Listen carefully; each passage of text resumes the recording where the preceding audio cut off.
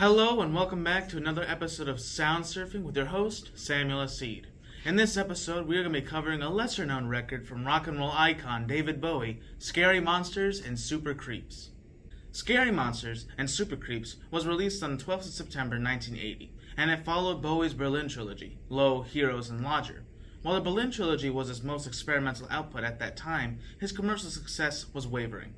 Scary Monsters and Super Creeps sees Bowie keep his experimental edge, but introduce a lot of sounds that would become incredibly popular later in the 80s, like post-punk and new wave.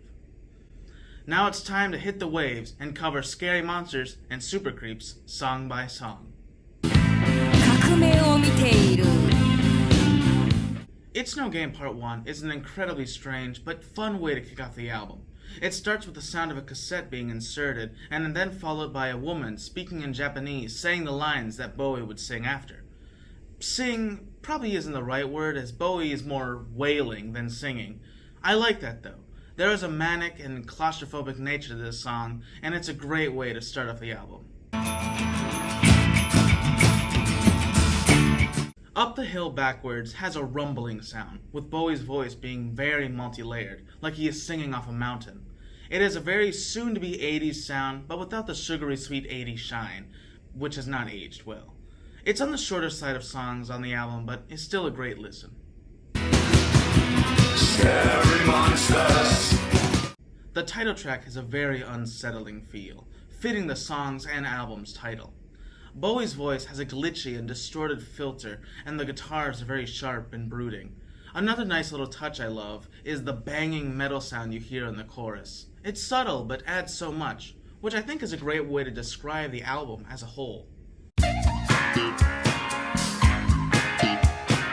Ashes to Ashes was a single for this record, and is also my favorite song off the album, and one of my favorites in Bowie's catalog. The song starts with a dissonant and flangy piano, and then followed by a really shrill and breathy voice Bowie is putting on in the verses. This song shows a lot of range in his voice, as he goes from deep and bassy to high and heavenly. The song also brings back his Major Tom character from Space Oddity. Groovy and strange, Ashes to Ashes is a must listen.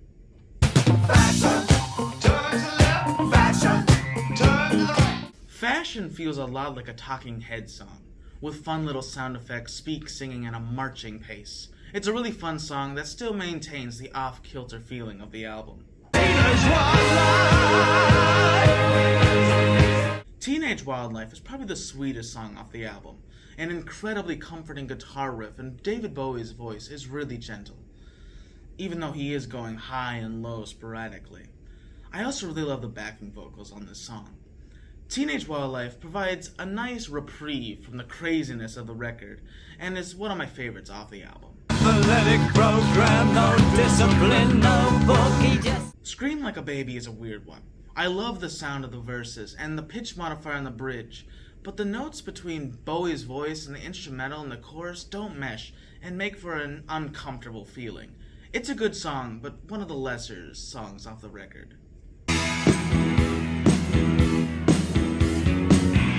Kingdom Come feels like it's missing something. It has all the aspects that make the rest of the songs great, but it just doesn't connect with me. It really just comes and goes. It's forgettable, not bad, but still enough to be my least favorite song off the album.